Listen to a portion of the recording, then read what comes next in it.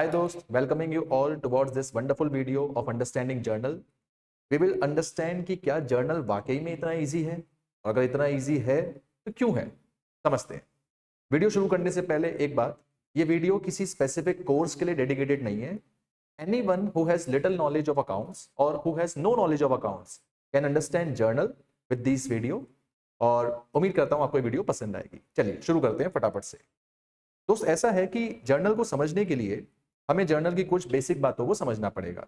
सबसे पहले, अकाउंट्स के अंदर जब भी कोई ट्रांजैक्शन रिकॉर्ड होती है और पहली बार किसी बुक में ट्रांजैक्शन रिकॉर्ड होती है तो उसे हम प्राइमरी बुक कहते हैं। प्राइमरी वर्ड के ऊपर थोड़ा सा ध्यान से सोचें तो प्राइमरी जो वर्ड है वो मतलब है पहला। तो जर्नल का मतलब भी क्या हुआ कि ये हमारे पास जो है पहला मतलब कि पहली किताब है। इस किताब के अंदर ट्रांजैक्शन पहली बार रिकॉर्ड होती है। ये किताब दिखने में होती कैसे है, क्विकली आपको बताऊं तो जर्नल की किताब दिखने में ऐसी होती है। डेट, पर्टिकुलर्स, एलएफ, डेबिट और क्रेडिट। कुल मिला के इस किताब के अंदर 5 कॉलम्स होते हैं। अगर आप ध्यान से देखेंगे तो आपकी कॉपी का जो इंडेक्स होता है उसकी तरह ही नजर आती है। 5 कॉलम्स में हम क्या क्या बातों को रिकॉर्ड करते हैं। डेट के अंदर हम रिकॉर्ड करते हैं व्हेन को, व्हेन मतलब कोई ट्रांजैक्शन कब हुई। पर्टिकुलर्स के अंदर हम लोग रिकॉर्ड करते हैं व्हाट को, कोई ट्रांजैक्शन यानी क्या ट्रांजैक्शन हुई। एलएफ का मतलब होता है लेजर फोलियो। अभी के लिए मैं लेजर फोलियो पे ज्यादा बात नहीं करूंगा, पर आपके दिमाग में इस बात को डालने के लिए मैं ये कह देता हूं कि लेजर फोलियो का मतलब पेज नंबर है, यानी कि ट्रांजैक्शन कहां हुई, वेयर, किस पार्ट पे ट्रांजैक्शन हुई, किस पेज पे ट्रांजैक्शन हुई। एंड डेबिट क्रेडिट का मतलब होता है रुपीस की वैल्यू, कि जो आपने ट्रांजैक्शन करी वो ट्रांजैक्शन कितने रुपए की हुई। तो किसी भी ट्रांजैक्शन को रिकॉर्ड करने के लिए, जर्नल की किताब में रिकॉर्ड करने के लिए हमें 4 बातों को रिकॉर्ड करना जरूरी है। फर्स्ट ऑफ ऑल डेट का मतलब कि ट्रांजैक्शन किस दिन पे हुई। पर्टिकुलर्स, क्या ट्रांजैक्शन हुई। एलएफ, किस पेज पे हुई। एक कॉपी होती है जो दूसरी बुक है, दूसरी बुक में हम रिलेट करने के लिए इसका पेज नंबर डालते हैं, तो किस पेज पे ट्रांजैक्शन हुई। एंड चौथा, हाउ मच, कितने की ट्रांजैक्शन हुई। There is one more thing, 5वीं चीज, हम हर ट्रांजैक्शन की एक्सप्लेनेशन भी देते हैं। Now what is explanation? Explanation का मतलब है नरेशन। नरेशन मतलब कि अगर मैंने दोस्त कोई एंट्री पास करी तो मेरे पास तो अकाउंटिंग नॉलेज है, मैं तो समझ जाऊंगा कि इस एंट्री का मतलब क्या है। बट दोज यूजर्स जिनके पास अकाउंटिंग नॉलेज नहीं है वो इस बात को कैसे समझेंगे? तो उनको समझाने के लिए हम क्या करेंगे, हर एंट्री की एक नरेशन देंगे। इसका मतलब अगर आप ध्यान से सोचेंगे तो एंट्री को रिकॉर्ड करने के लिए 5 चीजों का होना जरूरी है, जिसमें से 4 चीजों का होना तो बहुत ही जरूरी है। पहले, एंट्री किस दिन पे हुई। दूसरा, जो एंट्री अपने पास हुई वो क्या एंट्री हुई। तीसरा, किस पेज नंबर पर हुई। चौथा, कितने की एंट्री हुई। और 5वीं चीज, हम आउट ऑफ ओन मोशन दे रहे हैं, अपनी इच्छा से हम आपको बता रहे हैं, ताकि अगर आपके पास अकाउंटिंग नॉलेज नहीं भी हो तो आप एटलीस्ट ये समझ पाए कि किसी एंट्री का पर्टिकुलरली मतलब क्या है। ओके, चलिए एंट्री को समझने के लिए कुछ रूल्स होते हैं। आइए जरा फटाफट से उन रूल्स को समझना शुरू करते हैं। Come on. तो जर्नल को समझने के लिए देयर आर सर्टेन रूल्स। मेरा ये मानना है, और होपफुली आपको भी ऐसे ही मानना चाहिए, अकाउंटिंग के अंदर जितने भी सब्जेक्ट हैं, इवन अकाउंट्स क्या, दुनिया का आप कोई भी सब्जेक्ट उठा लीजिए, एनी सब्जेक्ट, हर सब्जेक्ट आपको एक जब नया चैप्टर पढ़ाता है तो वो नया चैप्टर एक गेम की तरह होता है। और कोई भी नया गेम अगर हमें सीखना होता है तो उसके कुछ रूल सीखने होते हैं।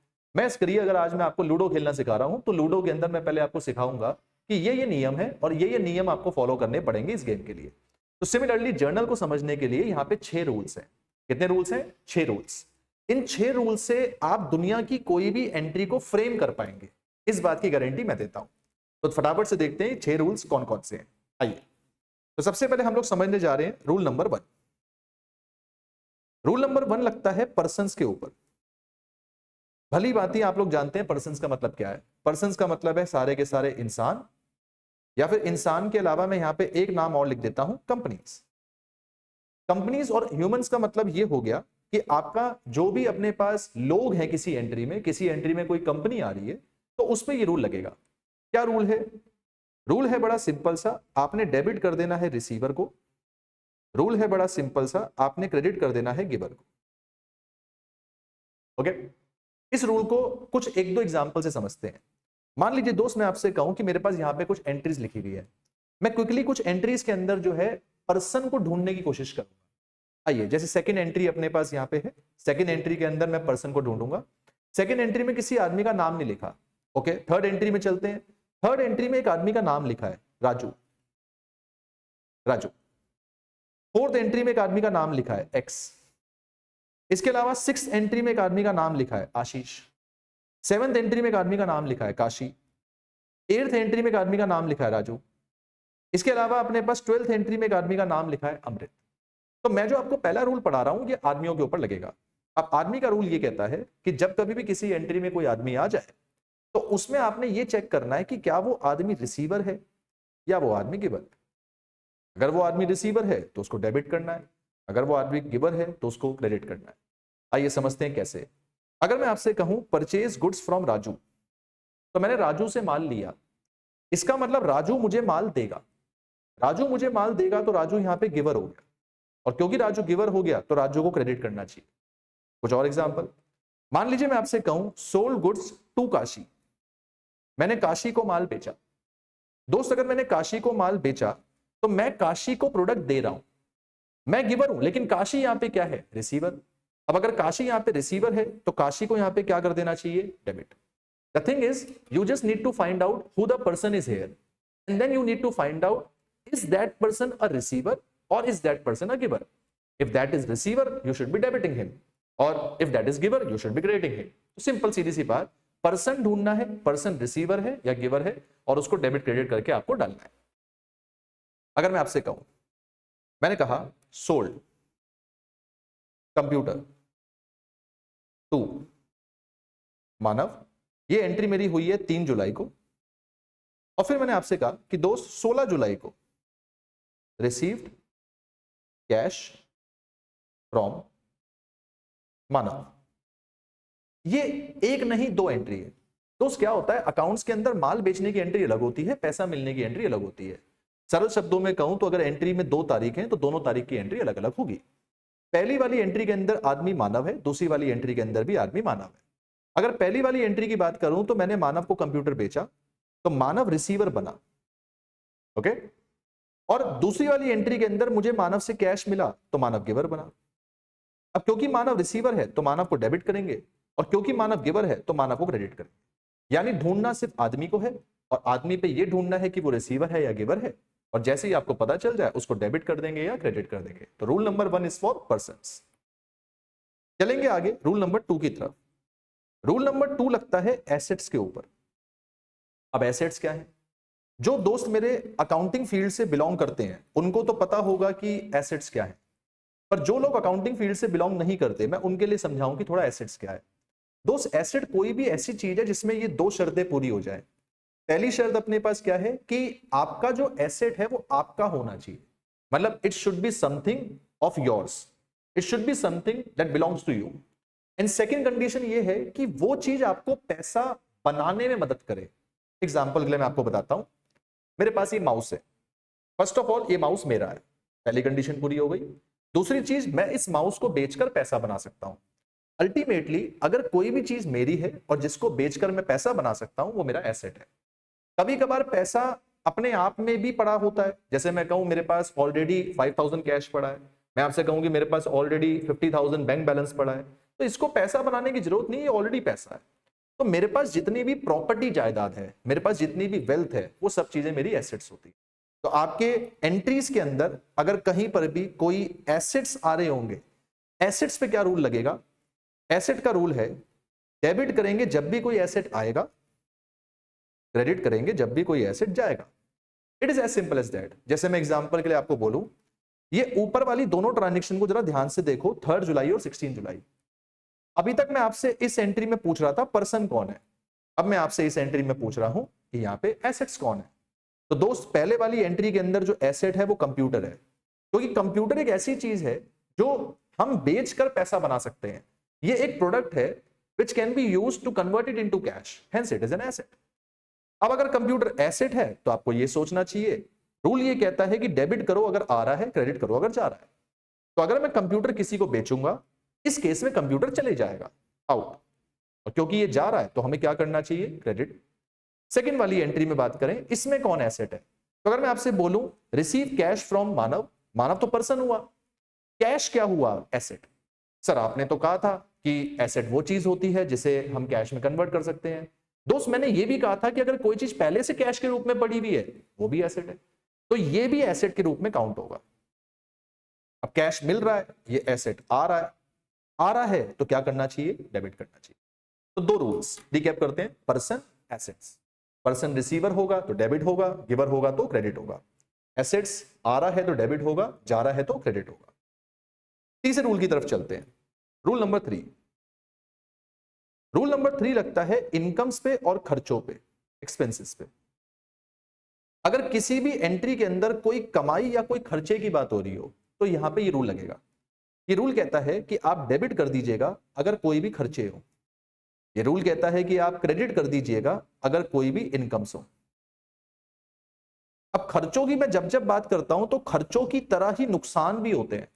तो अगर कोई खर्चा या नुकसान है तो वो डेबिट होगा। और अगर मैं बोलूं कि कोई इनकम या फायदा है, फायदा मतलब कोई गेन्स है, तो उसको हम क्रेडिट करेंगे। इसका मतलब रूल नंबर 3 दो चीजों की बात करता है, एक इनकम, एक एक्सपेंस। इनकम की तरह फायदे होते हैं, एक्सपेंस की तरह लॉस होते हैं। इनकम एक्सपेंसेस को हम क्रेडिट करते हैं, एक्सपेंसेस लॉसेस को हम लोग अपने पास डेबिट करते हैं। इनकम और गेन्स को हम लोग क्रेडिट करते हैं, एक्सपेंस एंड लॉसेस को हम लोग डेबिट करते हैं। कुछ एग्जांपल से बताता हूं। मान लीजिए दोस्त, अगर मैंने आपसे ये कहा एग्जाम्पल को समझाने के लिए कि लेट से कुछ इस तरह की एंट्री आ गई, जैसे एंट्री नंबर 12 को देखते हैं। एंट्री नंबर 12 के अंदर लिखा हुआ है कि मैंने पे किया रेंट, मैंने पे किया वेजेस 100 रुपीज का, 400 रुपीज का। दोस्त ये जो मैं रेंट पे कर रहा हूं, बिल्डिंग का भाड़ा, ये जो मैं वेजेस पे कर रहा हूं, वेजेस का मतलब क्या हो गया? जो हम मजदूरों को दिहाड़ी देते हैं। तो ये दोनों चीजें मेरी क्या है? खर्चा है। और खर्चे का रूल ये कहता है कि जो भी कभी कोई खर्चे होते हैं उन खर्चों को क्या करना चाहिए? डेबिट करना चाहिए। कुछ और एग्जांपल अगर मैं आपको बोलूं, इस एग्जांपल को देखिए, एग्जांपल नंबर 13, रिसीव कमीशन। अब की बार कमीशन मिली। दोस्त अगर मुझे कमीशन मिल रही है तो यह बात कहते हुए ही समझ में आती है कि कमीशन इनकम होगी, अभी मिल रही है। और इनकम का रूल क्या है कि इनकम जहां कहीं भी आ जाए उसे हम क्रेडिट करेंगे। तो आपने अपनी एंट्रीज में बस ये देखना है कि क्या किसी एक्सपेंस और इनकम की बात हो रही है। अगर एक्सपेंस और इनकम की बात हो रही है तो एक्सपेंसेस को मैं डेबिट कर दूंगा, इनकम को मैं क्रेडिट कर दूंगा। Again next rule, rule number 4, persons versus purpose. अब ये थोड़ा सोचने का मुद्दा है। दोस्त कभी कभी क्या होता है कि किसी एक एंट्री के अंदर पर्सन भी होता है और पर्पस भी होता है। तो रूल नंबर 4 ये कहता है कि जब कभी भी पर्पस और पर्सन साथ में आ जाए, टुगेदर, ये साथ में आ जाए, तो उस केस में आप पर्पस को कंसीडर करोगे, पर्सन को कंसीडर नहीं करोगे। अगर मैं आपसे ये कहूं एग्जांपल से समझाने के लिए, दो एग्जांपल मैं आपके सामने लिखता हूं, दोनों एग्जांपल को कंपेयर करेंगे। पहला एग्जांपल, दोस्त मैंने लिखा पेड सैलरी टू नमन ₹5000। दूसरी एंट्री में मैंने लिखा पेड टू नमन ₹5000। पहले एग्जांपल नंबर 1 की बात करते हैं। अगर मैं आपसे एग्जांपल नंबर 1 में पूछूं कि दोस्त मुझे पर्सन ढूंढ के बताओ, तो पर्सन जो अपने पास है यहां पे कौन है? नमन। मैं आपसे कहूं कि दोस्त मुझे इस एंट्री में एसेट ढूंढ के दिखाओ, तो दोस्त एसेट वो चीज होती है जिससे हम पैसा बना सकते हैं या फिर वो पहले से पैसे की तरह पड़ा हो। अब अगर मैं नमन को सैलरी दे रहा हूं तो सैलरी किस में दूंगा? कैश। तो यहां पे जो ये पेड वर्ड लिखा हुआ है, ये पेड वर्ड हाईलाइट ही किसकी तरफ करता है? कैश। तो यहां पे जो एसेट है वो कैश है, यहां पे जो पर्सन है वो नमन है। मैंने नमन को पैसा दिया और नमन को पैसा क्यों दिया उसका रीजन गिवन है। ये रीजन हमारे पास जो है ये पर्पस है। दोबारा से, आप किसी आदमी को कोई पेमेंट कर रहे हैं तो वो पेमेंट हो सकता है कि आपको उसका नाम दिया जाए, हो सकता है कि आपने उसको पेमेंट सैलरी की करी हो सकता है कि आपने उसको पेमेंट इंटरेस्ट की करी हो सकता है कि आपने उसको पेमेंट कमीशन की करी हो सकता है आपने उसको पेमेंट रॉयल्टी की करी हो। अलग अलग किस्म की पेमेंट्स हो सकती हैं। लेकिन अगर हमने कभी ये मेंशन नहीं किया कि आपने उसको पेमेंट करी तो क्यों करी, तो फिर उस केस में पर्पस मिसिंग है। जैसे नेक्स्ट वाली एंट्री देखिए, नेक्स्ट वाली एंट्री के अंदर मैंने कहा मैंने पे करा है, तो पे तो कैश करा है, कैश मतलब एसेट है। Okay, and side by side अपने पास जो है यहां पे आदमी का नाम फिर से दिया हुआ है, तो नमन मतलब ये पर्सन है। पर अब की बार ये पर्पस नहीं दिया हुआ कि मैंने सामने वाले आदमी को जो पैसा दिया वो क्यों दिया। मैं आपको यह समझाना चाह रहा हूं कि कभी कभार पर्सन के साथ साथ पर्पस भी गिवन होता है और कभी कभार पर्सन के साथ साथ पर्पस गिवन नहीं होता। एग्जाम्पल से बोलता हूं, एक आदमी है रमेश, मैंने रमेश को इंटरेस्ट पे करा, तो रमेश पर्सन है, पर्सन को मैंने इंटरेस्ट पे करा, तो मतलब मुझे पर्पस पता है कि मैंने उसको पैसा क्यों दिया।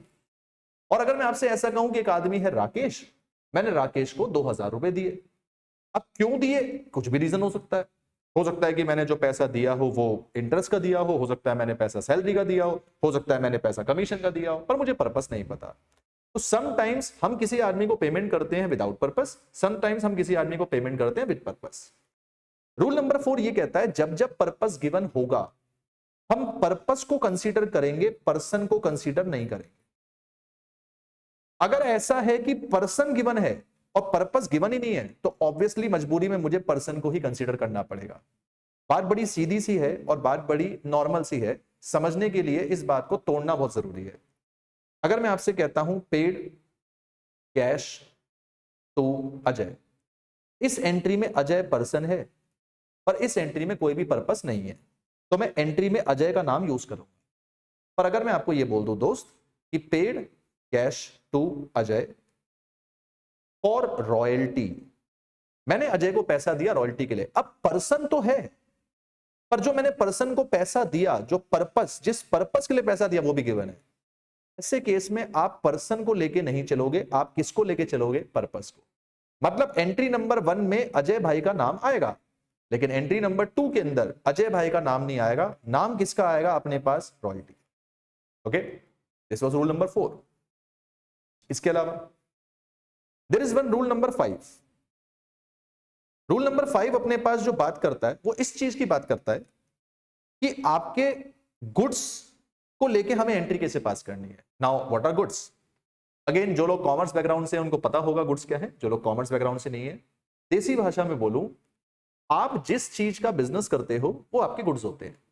मान लीजिए मेरी दुकान बेकरी की है, मैं बेकरी शॉप खोल के बैठा हूं, तो मैं जो कुकीज बेचता हूं, मैं जो पेस्ट्री बेचता हूं, मैं जो अपने पास किसी तरह का कोई डोनट्स बेचता हूं, ये सारी की सारी चीजें मेरी किसके अंदर काउंट हो जाएंगी, मेरी गुड्स के अंदर। मान लीजिए मेरी एक डेयरी शॉप है, अब डेयरी शॉप में मैं मिल्क बेचूंगा, दही बेचूंगा, पनीर बेचूंगा, ये सब चीजें मेरे किस में काउंट होंगे, गुड्स। मान लीजिए मेरी इलेक्ट्रॉनिक्स की शॉप है, तो मैं कोई मोबाइल फोन बेच रहा हूं, टीवी बेच रहा हूं, एसी बेच रहा हूं और कुछ अपने पास PS5 बेच रहा हूं, ये सब चीजें मेरी किस में काउंट होंगी, गुड्स। तो गुड्स का मतलब आप दुकान में जो प्रोडक्ट रख के बैठे हो, जिसको आप बेचते हो, that is known as goods. Goods का रूल क्या है, ध्यान दीजिएगा, गुड्स वर्ड को जर्नल में लिखने के लिए मना करा गया है। मतलब आप किसी भी जर्नल एंट्री में गुड्स वर्ड को नहीं लिख सकते, wait and hold down. But इसकी कुछ एक्सेप्शंस हैं। एक्सेप्शन मतलब गिने चुने जगहों पे हम गुड्स वर्ड को लिखते हैं, लेकिन नॉर्मली हम गुड्स वर्ड को कहीं नहीं लिखते। असल में दोस्त गुड्स एक ऐसी चीज है जो डेली बेसिस पे आ रही है, डेली बेसिस पे जा रही है। कस्टमर दुकान में जितनी बार आएगा मैं उतनी बार बेचूंगा, कभी कभार माल खत्म हो जाएगा मैं सप्लायर से मांगूंगा, तो मैं गुड्स वर्ड को आमतौर पर जर्नल में यूज नहीं करता। गुड्स वर्ड के लिए 2 नाम बनाए गए हैं। अगर आप गुड्स को बॉट करते हो तो नाम बनाया गया है परचेजेस, और अगर आप गुड्स को सोल्ड करते हो तो नाम बनाया गया है सेल्स। यानी कि आप गुड्स वर्ड को यूज नहीं कर सकते, लेकिन गुड्स वर्ड के लिए 2 नाम यूज कर सकते हो। वो जो 2 नाम है वो अपने पास कौन कौन से हैं, एक परचेजेस और एक नाम अपने पास कौन सा है, सेल्स। दोस्त ये जो परचेजेस है ये एक खर्चा है और जो ये सेल्स है ये एक इनकम है। दोस्त ये जो परचेजेस है इसको हिंदी में बोलते हैं खरीदी, ये जो सेल्स है इसको हिंदी में बोलते हैं बिक्री, नॉट बकरी, बिक्री। तो परचेजेस जो है खरीदी है, एक्सपेंस है, एक्सपेंस का आप रूल पढ़कर आ रहे हो उसको डेबिट करते हैं। सेल्स एक इनकम है, बिक्री है, सेल्स का आप रूल पढ़कर आ रहे हो कि उसको क्रेडिट करते हैं। तो the ultimate thing is you need to check क्या किसी एंट्री में गुड्स है, और अगर गुड्स है तो गुड्स नाम यूज नहीं हो सकता। गुड्स के लिए 2 नाम बनाए गए हैं, एक परचेजेस एक सेल्स। परचेजेस नाम जो अपने पास है वो एक्सपेंस है तो डेबिट होगा, सेल्स नाम जो है वो इनकम है तो वो क्रेडिट होगा। कुछ एक्सरसाइज करते हैं, प्लीज आप मुझे बताइएगा।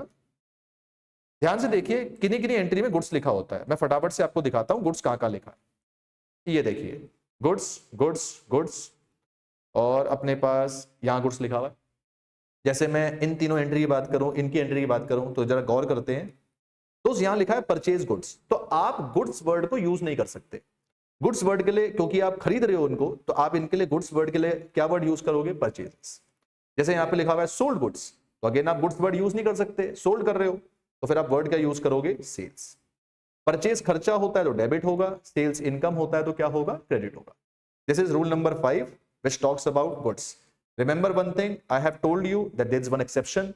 There are few exceptions जहां पे हम गुड्स को यूज करते हैं। वो कहां यूज करते हैं वो मैं आगे आके बताऊंगा, लेकिन for the time being goods को हम यूज नहीं करेंगे। गुड्स खरीदेंगे तो परचेजेस, गुड्स बेचेंगे तो सेल्स। ओके, आगे finally rule number 6। Rule number 6 का नाम है यूनिवर्सल रूल। अभी तक दोस्त हमने जितने भी रूल पढ़े, गौर कीजिएगा, अभी तक आपने 5 रूल पढ़े, पांचों रूल अलग अलग चीजों की बात कर रहे थे। पहला रूल पर्सन, दूसरा रूल एसेट्स, तीसरा रूल इनकम एक्सपेंस, चौथा rule person versus purpose, and पांचवा रूल गुड्स। छठा जो रूल है यूनिवर्सल रूल है। यूनिवर्सल रूल मतलब एप्लीकेबल टू ऑल, ये रूल सबके ऊपर अप्लाई होगा। This rule is applicable to all. Applicable to all मतलब ब्रह्मांड की कोई भी चीज हो उसके ऊपर ये रूल लगेगा। क्या कहता है ये रूल? आइए जरा समझते हैं। ये रूल कहता है जब भी जो सेम बैलेंसेस की चीजें होती हैं वो जुड़ती हैं तो आइटम प्लस होता है, जब भी अपोजिट बैलेंसेस की चीजें जुड़ती हैं तो आइटम माइनस होता है। कहने का मतलब जब जब कोई सेम बैलेंसेस आपस में जुड़ेंगे तो आइटम इंक्रीज होगा, और जब जब कोई अपोजिट बैलेंसेस आपस में जुड़ेंगे तो आइटम डिक्रीज होगा। इस रूल को आपको फ्लैशबैक में ले जाके याद दिलाता हूं। उम्मीद करता हूं कि कॉमर्स आप लोगों ने अगर नहीं भी पढ़ी हुई है तो मैथ्स तो आप लोगों ने पढ़ी हुई है। सब दोस्तों ने 6 क्लास तक की मैथ्स पढ़ी हुई है। 6 में अलजेब्रा आता है, अलजेब्रा में आप लोगों ने पढ़ा हुआ है। क्या क्या पढ़ा हुआ है थोड़ा बताइए। माइनस माइनस क्या होता है? प्लस। प्लस प्लस क्या होता है? प्लस। प्लस माइनस क्या होता है? माइनस। और माइनस प्लस भी क्या होता है? माइनस। तो दोस्त ये बचपन से आप पढ़ते आ रहे हो पर कभी आपने इसके ऊपर ध्यान नहीं दिया। ध्यान से देखिए मैंने क्या लिखा है, सेम बैलेंसेस हमेशा बढ़ते हैं। तो ये देखो, ये भी माइनस इंक्रीज हो रहा है, ये भी प्लस इंक्रीज हो रहा है। फिर मैंने आपसे कहा जो अपोजिट बैलेंसेस होते हैं हमेशा डिक्रीज होते हैं। चेक करें, प्लस के साथ मैंने माइनस लगा दिया तो माइनस हो गया, माइनस के साथ प्लस लगा दिया तो माइनस हो गया। यानी मैं जब जब दो सेम बैलेंस की चीज जोड़ूंगा चीज बढ़ जाएगी, जब जब मैं दो सेम नहीं अपोजिट बैलेंस की चीज जोड़ूंगा चीज घट जाएगी। यही सेम रूल अकाउंट्स में भी लगता है। क्या लगता है रूल? दोस्त अगर एक डेबिट पहले से है, मैं उसके साथ एक और डेबिट लगा दूं तो आइटम प्लस होगा। उसी तरह अगर एक क्रेडिट है और उसके साथ मैंने एक और क्रेडिट लगा दिया तो आइटम प्लस होगा। दोस्त अगर एक डेबिट है और एक क्रेडिट है तो आइटम माइनस होगा, या ये कह लो एक क्रेडिट एक डेबिट है तो आइटम माइनस होगा। जब जब अपोजिट बैलेंसेस होंगे आइटम माइनस, जब जब अपने पास सेम बैलेंसेस होंगे आइटम अपने पास प्लस होगा। पर सर हमें कैसे पता चलेगा कि बैलेंस प्लस का करना है माइनस करना है, सेम है अपोजिट है? तो इसके लिए थोड़ा सा फ्लैशबैक में जाते हैं। ये जर्नल का टॉपिक नहीं है, बट क्योंकि हम जर्नल को डिस्कस कर रहे हैं ओवरऑल तो इससे ये चीज क्लियर होनी चाहिए। एग्जांपल, तो उस अकाउंट्स के अंदर मोटा मोटा हम इन 5 चीजों की बात करते हैं। क्या 5 चीजें हैं? ध्यान दीजिएगा, AEICL। जैसे इंग्लिश में वॉवल्स होते हैं AEIOU, ऐसे यहां पे AEICL 5 चीजें हैं जो अकाउंट्स में जिनकी बात होती है।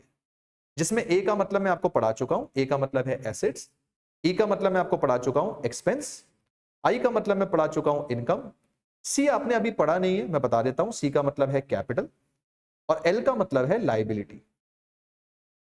अकाउंट्स में जब भी आप चीजों को पढ़ोगे तो ये 5 ऐसी चीजें हैं जिनके बारे में आपने पढ़ना। इन 5 चीजों को 2 फैमिलीज में बांटा गया है, जिसमें A और E फैमिली नंबर 1 है। इस फैमिली के डेबिट बैलेंसेस होते हैं। जैसे ह्यूमन के अंदर ब्लड ग्रुप होते हैं, जैसे ह्यूमन के अंदर आई एम नॉट सो क्या बोलते हैं उसको अपने पास स्पिरिचुअल कि मुझे ये सब चीजें पता हो, बट कुछ गोत्र वगैरह भी होता है, सबका अलग अलग होता है। ऐसी ब्लड ग्रुप है, सबके अलग होते हैं। तो द पॉइंट थिंग इज कि ब्लड ग्रुप अपने पास जैसे ह्यूमंस में A positive B positive AB और O है, उसी तरह से अकाउंट्स में जो ब्लड ग्रुप है वो डेबिट है और क्रेडिट है। तो अकाउंट्स में चीजों को 2 फैमिली में बांटा गया है। 2 फैमिली कैसे? कि जितने भी अपने पास आई, सी और एल होंगे इनके बैलेंसेस हमेशा क्रेडिट बैलेंस होते हैं, और जितने भी अपने पास ए और ई एसेट एक्सपेंस है इनके बैलेंस डेबिट बैलेंस होते हैं। तो उस बैलेंसेस को समझने का तरीका सिंपल सा है कि जैसे ह्यूमंस में ब्लड ग्रुप है ऐसे अकाउंट्स में ये ब्लड ग्रुप है। तो asset expense always debit, income capital liability always credit. Now the thing is universal rule ये कहता है कि अगर डेबिट बैलेंस को बढ़ाना है तो डेबिट के साथ डेबिट ही लगाना पड़ेगा, सेम ही करना पड़ेगा, और अगर डेबिट बैलेंस को घटाना है तो डेबिट को उल्टा करना पड़ेगा। उल्टा करना पड़ेगा मतलब क्या करना पड़ेगा? क्रेडिट। सिमिलरली अगर मैं बोलूं क्रेडिट बैलेंस को मुझे बढ़ाना है तो क्रेडिट को क्रेडिट करना पड़ेगा, और अगर क्रेडिट बैलेंस को घटाना है तो फिर उस केस में मैं क्रेडिट को क्या कर दूंगा? डेबिट कर दूंगा। The point being is very very simple. जब कभी भी आपके पास कोई एक बैलेंस दिया हुआ है उसको आपको इंक्रीज करना है तो आप सेम बैलेंस का यूज करोगे, लेकिन अगर आपको उस बैलेंस को इंक्रीज करने की बजाय डिक्रीज करना है तो फिर आप सेम बैलेंस यूज ना करके अपोजिट बैलेंस को यूज करोगे। जैसे मैं एक एग्जांपल से बताता हूं ताकि आपको क्लियर हो। मैंने आपसे कहा था कि कैपिटल लायबिलिटी मैंने डिस्कस नहीं किया है तो थोड़ा सा बताऊं। कैपिटल का मतलब यह होता है कि आपने बिजनेस में कुछ पैसा इन्वेस्ट किया, तो कैपिटल मतलब है इन्वेस्टमेंट इन बिजनेस। आपने अपने बिजनेस में जितनी भी लागत लगा रखी है वो आपका कैपिटल। और लायबिलिटी का मतलब है आपके सारे उधार। लायबिलिटी का मतलब सारा उधार, सारा का सारा कर्ज जितना भी है ये सब आपकी लायबिलिटीज के अंदर काउंट होते हुए चलता है। सो अगर मैं आपको कोई एग्जांपल से बताऊं तो कैसे करें? मैंने कहा यूनिवर्सल रूल है तो सब पे लगता है, आइए एक एग्जांपल से समझते हैं। दोस्त मैंने कहा taken a loan from bank, मैंने बैंक से लोन लिया। इस एंट्री के अंदर ये लोन की बात हो रही है और लोन एक लायबिलिटी। अब लायबिलिटी हम लोगों ने पढ़ा है कि अकाउंट्स में 5 चीजें होती हैं, ए ई आई सी एल। उसके मुताबिक ये जो एल वाली चीज है इसका क्रेडिट बैलेंस होता है, इसका ब्लड ग्रुप क्रेडिट है। आप बस ये सोचिए कि अगर आप लोन ले रहे हैं तो क्या लोन लेने से आपके उधार बढ़ जाएंगे या उधार कम हो जाएंगे? You just need to think that much कि I am talking about loan, and क्या लोन लेने से उधार इंक्रीज हो जाएगा या कम हो जाएगा? बात बड़ी सिंपल सी, अगर मैं लोन लूंगा तो लोन लेने से उधार इंक्रीज होगा, तो मुझे क्रेडिट बैलेंस को बढ़ाने की जरूरत है। क्रेडिट बैलेंस है, मुझे उसको इंक्रीज करने की जरूरत है। दोस्त क्रेडिट को इंक्रीज करने के लिए क्रेडिट ही करना पड़ेगा, क्योंकि रूल ये कहता है सेम करना पड़ता है इंक्रीज करने के लिए, अपोजिट करना पड़ता है किसके लिए? डिक्रीज करने के लिए। तो the simple thing is credit balance था, लोन इंक्रीज होगा तो इसको क्रेडिट करेंगे। अगर मैं एग्जांपल को थोड़ा चेंज करूं, कुछ और बताऊं, जैसे यहां पे दिया हुआ है लोन लिया बैंक से, तो उस बैंक से हम जब भी लोन लेते हैं तो बैंक में पैसा आता है, तो बैंक का मतलब बैंक बैलेंस की बात हो रही है, और बैंक बैलेंस जो है वो मेरा एसेट है। एसेट हम लोगों ने पढ़ा उसका डेबिट बैलेंस होता है। अब दिमाग लगा के सोचो कि अगर मैं एसेट्स की बात कर रहा हूं, ये बैंक बैलेंस की बात कर रहा हूं, क्या लोन लेने से ये एसेट मेरा बैंक बैलेंस जो है ये बढ़ जाएगा या कम हो जाएगा? सोचिए दोस्त, अगर मैं लोन लूंगा तो बैंक का बैलेंस बढ़ेगा। अब बैंक का बैलेंस बढ़ेगा, इसका डेबिट बैलेंस है, तो डेबिट बैलेंस को अब इंक्रीज करने के लिए इसको क्या करना पड़ेगा? डेबिट। इसका मतलब आप हर एंट्री में हर चीज को इस कदर सोच सकते हो, आप हर एंट्री में हर चीज को इस नजरिए से देख सकते हो कि उसका अभी क्या बैलेंस है और उसको बढ़ाने के लिए क्या करना है, उसको घटाने के लिए क्या करना है। That resembles our rule number 6 which talks about universal concept। Universal मतलब कि विश्व में जितनी भी चीजें हैं, ब्रह्मांड में जितनी भी चीजें हैं, यूनिवर्स में जितनी भी चीजें हैं, उनके ऊपर ये रूल लगते हुए चलेगा। समरी लेते हैं, समझते हैं एक बार, क्विकली रिकैप करते हैं। In total we have 6 rules. First rule talks about person. इंसान है तो चेक करना है रिसीवर है या गिवर है। रिसीवर है तो डेबिट होगा, गिवर है तो क्रेडिट होगा। रूल नंबर 2, एसेट है तो चेक करना है आ रहा है या जा रहा है। आएगा तो डेबिट होगा, जाएगा तो क्रेडिट होगा। रूल नंबर 3, इनकम्स या एक्सपेंसेस। इनकम है तो क्रेडिट होगा, एक्सपेंसेस है तो डेबिट होगा। इनकम की तरह ही फायदे होते हैं तो अगर गेन्स हैं वो भी क्रेडिट होंगे, और अगर एक्सपेंसेस हैं, एक्सपेंसेस की तरह लॉस होता है तो लॉस डेबिट होंगे। रूल नंबर 4, पर्सन और पर्पस। जब किसी एंट्री में पर्सन भी हो पर्पस भी हो तो पर्सन को नहीं लेना, पर्पस को लेके चलना है। और जब किसी एंट्री में खाली पर्सन हो, पर्पस है ही नहीं, तो फिर ऑब्वियसली उसके अंदर मैं पर्सन लेके चलूंगा। Rule number 5, goods. गुड्स की बात जहां कहीं भी होगी वो 2 शब्दों से होगी। वो 2 शब्द कौन कौन से हैं? परचेज और एक सेल्स।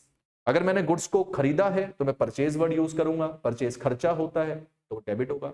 अगर मैंने गुड्स को बेचा है तो सेल्स वर्ड यूज करूंगा, सेल्स इनकम होता है उसको मैं क्रेडिट करूंगा। एंड रूल नंबर 6 अपने पास जो कि है universal rule, which talks about all the things. If you have debit balance, increase करने के लिए डेबिट, डिक्रीज करने के लिए credit, and if you have credit balance तो इंक्रीज करने के लिए क्रेडिट, डिक्रीज करने के लिए डेबिट।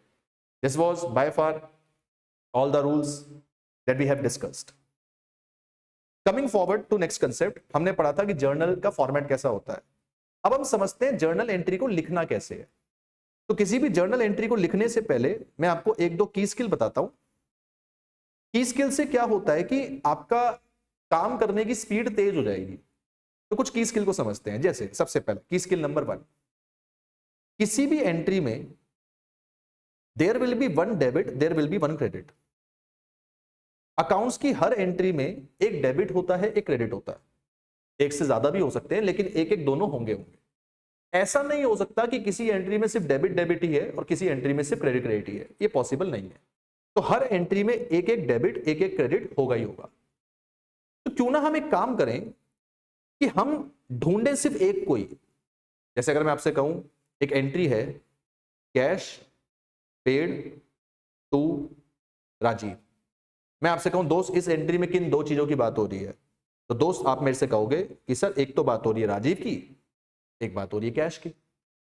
अब मैं आपसे कहूं कि दोस्त इस एंट्री में कौन डेबिट होगा कौन क्रेडिट, तो आपको यह समझना चाहिए दो चीजें हैं, एक डेबिट होगी तो दूसरी पक्का क्रेडिट होगी।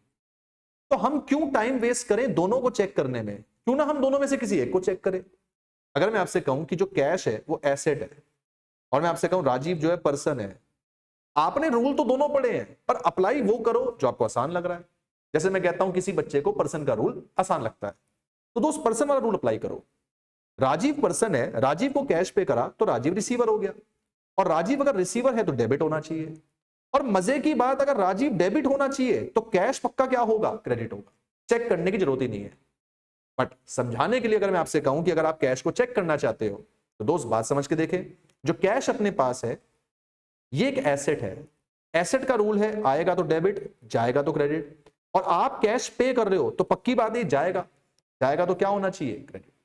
Rule number 1, always check 1 item. किसी एक आइटम को चेक करो, दोनों को चेक करने की नीड नहीं है। की स्किल नंबर 2, कुछ चीजें ऐसी हैं जो हमेशा हर एंट्री में ऐसी ही रहेंगी। जैसे फॉर एग्जांपल एक टर्म है कैपिटल, जो मैंने आपको समझाया, इन्वेस्टमेंट इन बिजनेस। कहीं भी बिजनेस में आपने कोई चीज इन्वेस्ट करी है तो आप कैपिटल से उसको हाईलाइट करते हो, और कैपिटल का एक फीचर है कि ये हमेशा क्रेडिट होता है, ये कभी डेबिट नहीं होता। जर्नल एंट्री में ये कभी डेबिट नहीं होता, और अगर डेबिट होगा तो वो किसी एक्सेप्शनल रीजन की वजह से होगा, किसी एक्सेप्शनल सर्कमस्टांस की वजह से होगा। तो कैपिटल की कोई भी एंट्री आती है क्रेडिट होता है। इसके अलावा अगर मैं बात करूं सेल रिटर्न, ये हमेशा डेबिट होता है। अगर मैं बात करूं परचेज रिटर्न, ये हमेशा क्रेडिट होता है। अगर मैं बात करूं ड्रॉइंग्स, ये हमेशा डेबिट होता है। तो ये दोस्त कुछ ऐसी चीजें हैं। अगर मैं बात करूं सेल्स, ये हमेशा क्रेडिट होता है। ये कुछ ऐसी चीजें हैं जिन पे आपको स्पीड बढ़ जाएगी। कहीं भी किसी एंट्री में ये चीजों की बात हो रही हो तो आप सीधा इनको उठा के जो इनके बैलेंस है वो कर दो, तो दूसरा वाला जो है वो इंटरचेंज हो जाएगा। जैसे मैं आपसे कहूं किसी एंट्री के अंदर मैंने बोला गुड्स सोल्ड टू एम। अब आपको बस ये सोचना है कि यार गुड्स सोल्ड की बात सर कह रहे हैं, गुड्स सोल्ड का मतलब सेल्स होता है, तो जो सेल्स है वो हमेशा क्या होता है, क्रेडिट, ये क्रेडिट है। तो फिर ये जो एम है, एम को चेक करने की जरूरत नहीं, एम पक्का क्या होगा, डेबिट होगा। जैसे मैं कुछ और बोलूं, मैं आपसे कहूं दोस्त स्टार्टेड बिजनेस विथ कैश, आपने बिजनेस शुरू करा कैश के साथ। इस एंट्री में एक कैश है और एक बिजनेस शुरू हो रहा है। जब कभी हम बिजनेस शुरू करते हैं तो उसके लिए वर्ड यूज करते हैं कैपिटल, तो एक एंट्री में कैपिटल है, एक एंट्री में कैश है। अब दोस्त मैंने आपको यह बताया कि कैपिटल हमेशा ही क्रेडिट होता है, तो कैपिटल क्रेडिट है, मतलब कैश पक्का क्या हो जाएगा, डेबिट। तो इन चीजों को अगर आप याद कर लोगे, इससे आपकी स्पीड थोड़ी बढ़ जाएगी। But again it's all up to you, आप चाहो दोनों को चेक करना है, यू कैन गो अहेड, आप दोनों को चेक कर सकते हो। लेकिन क्योंकि हमें एग्जाम में क्वेश्चंस करने होते हैं तो हम उसमें अपनी स्पीड के ऊपर भी काम करते हैं, तो you can use this strategy, जिससे आपकी स्पीड जो है वो क्या हो सकती है, तेज हो सकती है। रही बात कि सर एंट्री को लिखना कैसे है, इसके ऊपर बात करते हैं। मान लीजिए दोस्त मेरे पास एक एंट्री आई, मैंने आपसे कहा इस एंट्री की तारीख है 7 जुलाई, ये एंट्री है goods sold to Kabir ₹8,000। Okay, मैं आपसे कहता हूं दोस्त, इस एंट्री में किन दो चीजों की बात हो रही है? तो आप कहोगे सर एक तो गुड्स सोल्ड हो रही है, तो सेल्स की बात हो रही है, और एक आदमी दिया हुआ है कबीर, तो ये पर्सन की बात हो रही है। मैं आपसे कहता हूं दोस्त, किसी भी एक को चेक कर लो। लेट्स से अगर मैं कहूं सेल्स हमेशा क्रेडिट होता है, तो पर्सन जो कबीर है वो क्या होगा? डेबिट। नहीं तो आप कबीर को चेक कर लो कि कबीर को माल बेचा तो कबीर रिसीवर बना। अब कबीर अगर रिसीवर बना तो रिसीवर हमेशा डेबिट होता है, तो ये डेबिट है, ये क्रेडिट है। नाउ एंट्री को लिखे कैसे? एक कॉलम होता है डेट का, एक कॉलम होता है पर्टिकुलर्स का। One column is LF, one column is debit, one column is credit. Okay, तो मैं डेट में आगे सबसे पहले लिखूंगा डेट है मेरी 7 जुलाई, यानी एंट्री कब हुई। LF में मैं हमेशा आके लिखता हूं पेज नंबर, पर क्योंकि मुझे एंट्री में कभी पेज नंबर दिया नहीं होता तो मैं इसको यहां पे लिख नहीं सकता कि मेरा यहां पे पेज नंबर कितना है, तो I will be losing it as blank. मैं इसको छोड़ दूंगा और इसको अपने पास जो ब्लैंक रख के हम लोग आगे बढ़ेंगे। एंट्री कैसे लिखेंगे? हमें दिख रहा है कि कबीर को डेबिट करना है, तो हम डेबिट वाले को हमेशा पहले लिखेंगे। हम लिखेंगे कबीर, आदमी के नाम के आगे अकाउंट नहीं लगता, तो आप सीधा कबीर डॉट डाल के यहां पे लिखेंगे डेबिट, और कबीर के नीचे यहां पे आप लिखेंगे टू, जो अकाउंट आपने क्रेडिट करना है। तो अकाउंट क्रेडिट कौन सा करना है? Sales account. ओके, अमाउंट डालेंगे, 8,000 की अमाउंट है, तो डेबिट में भी 8 कबीर के आगे, और सेल्स क्रेडिट में भी 8 इसके आगे। तो डेट हो गई, एंट्री हो गई, और अमाउंट्स हो गई। हमने कहा था कि नीचे नरेशन भी आएगी, तो नरेशन का मतलब होता है कि आपने एंट्री किसकी पास करी, तो यही एंट्री यहां पे लिख दो ऐसे जो स्टेटमेंट लिखी हुई है, गुड्स सोल्ड टू कबीर ₹8,000। तो this would be the treatment entry को पास करने का। कुछ बातों का खास ध्यान रखना है, जब भी आप कोई एंट्री पास करें तो एंट्री पास होके ऐसी दिखनी चाहिए, मतलब एक स्टेयर जैसी एंट्री, ऐसी स्टेयर जैसी होनी चाहिए। एंट्री कभी भी ऐसी नहीं होनी चाहिए कि वो पैरेलल लगे। अगर वो पैरेलल लग रही है मतलब कुछ ना कुछ गड़बड़ है, वो ठीक नहीं है। तो एंट्री हमेशा स्टेयर जैसी दिखनी चाहिए। ओके, सेकेंडली, मान लो कि अगर मैं आपसे कहूं कि कुछ एंट्रीज की हम लोग बात करते हैं, कुछ एंट्रीज को हम लोग जो समझते हैं अपने कंसेप्ट को सिंप्लीफाई करने के लिए, बेसिक एंट्रीज की ओर हम लोग बढ़ते हैं। I will not be discussing any advance entry in this concept, basic entries. Advance entry के लिए I will be shooting some another lecture. ये सिर्फ बेसिक एंट्रीज हैं कि एंट्री को फ्रेम कैसे किया जाता है। मान लीजिए मैं आपसे कहूं कि यहीं पे असाइनमेंट से हम लोग अगर चलें, एक एक करके चीजों को उठाते हैं और समझते हैं कि कौन सी एंट्री में क्या एंट्री होनी चाहिए। चलिए, सो द थिंग इज,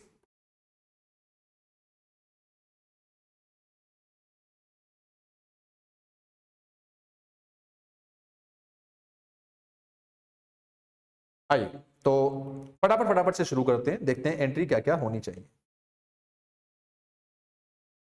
सबसे पहला फर्स्ट कहता है जी,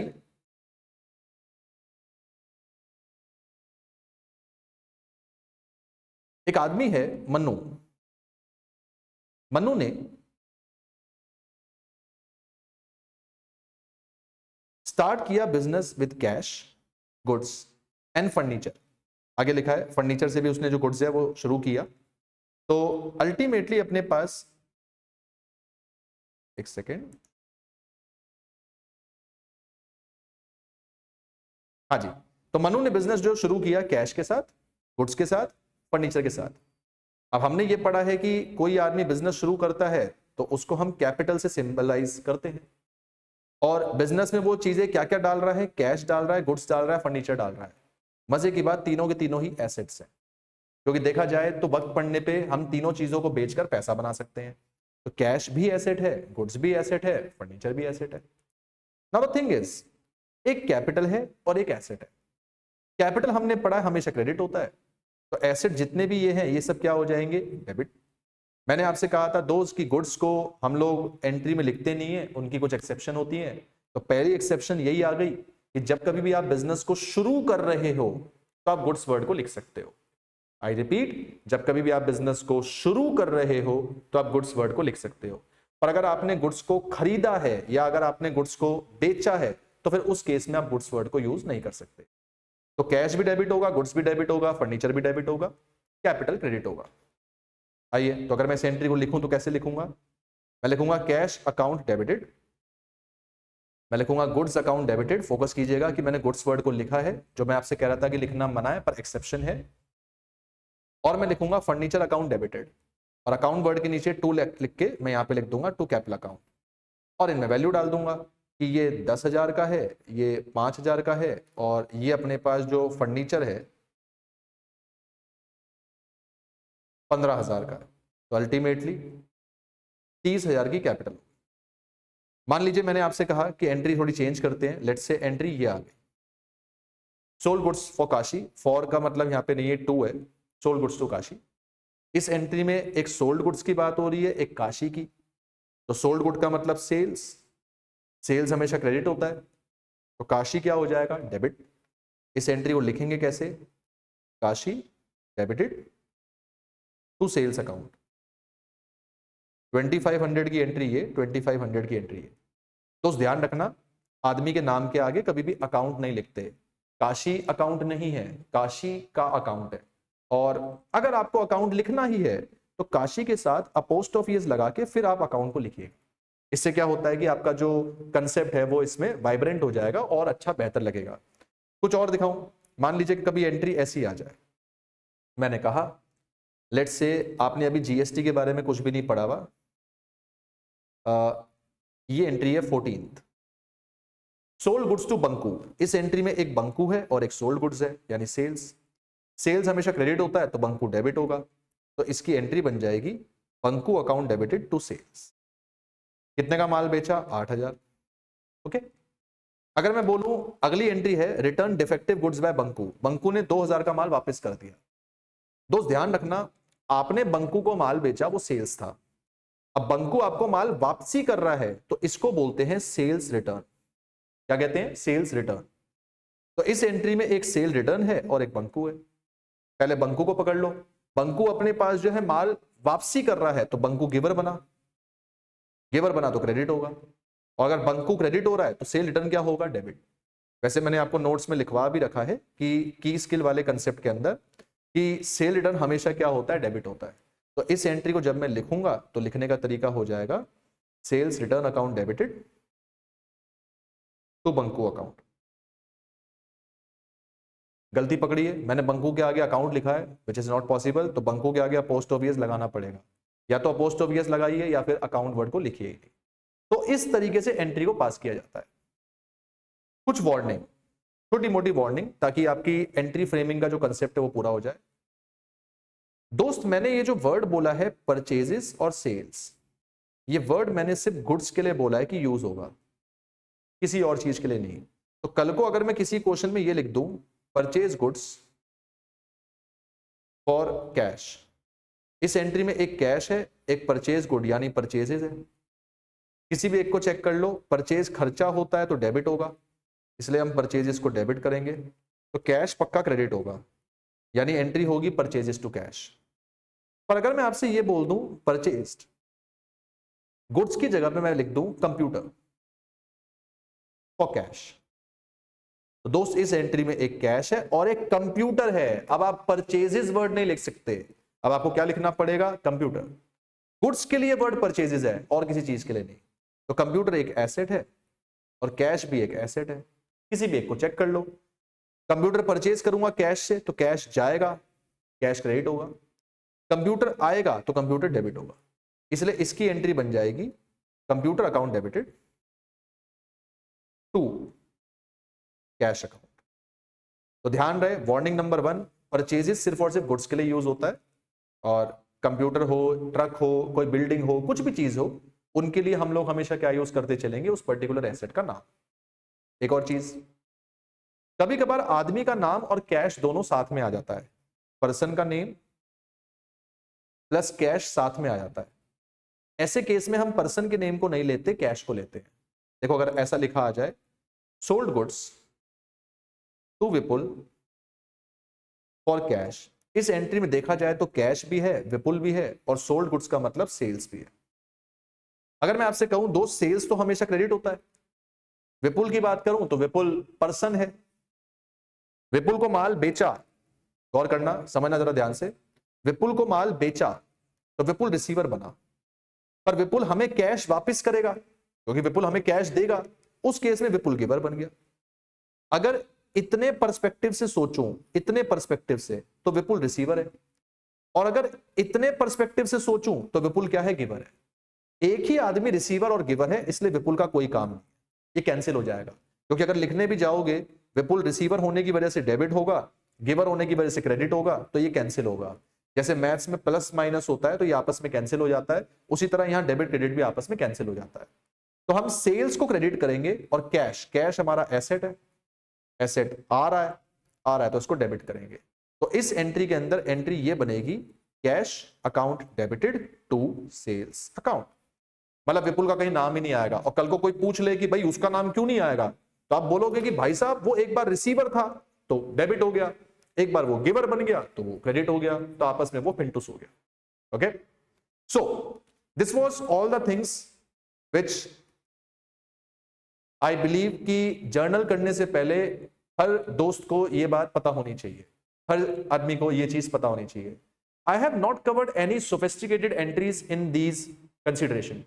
मैंने सिर्फ और सिर्फ एंट्री को फ्रेम कैसे करना है, क्या रूल्स को ध्यान रखना है, कौन सी चीज का क्या मतलब होता है, मैंने सिर्फ उसको कंसीडर किया है। उम्मीद करता हूं आपको ये वीडियो पसंद आई होगी। अगर वीडियो पसंद आई है please let me know in comments कि क्या आप इस वीडियो का दूसरा पार्ट चाहते हैं जिसमें मैं एडवांस एंट्रीज को डिस्कस करूं, and if yes please comment box में जाके लिखिए advance entries please, advance entries please.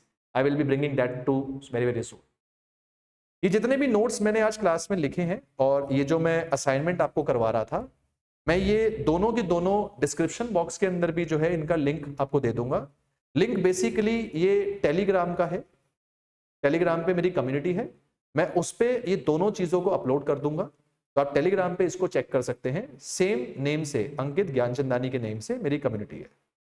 Okay, आप सबने पूरा 1 घंटा इस वीडियो को दिया, उसके लिए thank you thank you thank you thank you so much. मिलते हैं नेक्स्ट वीडियो के अंदर। Thank you so much, take care, bye bye. Telegram Ankit Gyanchandani. Thank you so much, take care, bye bye.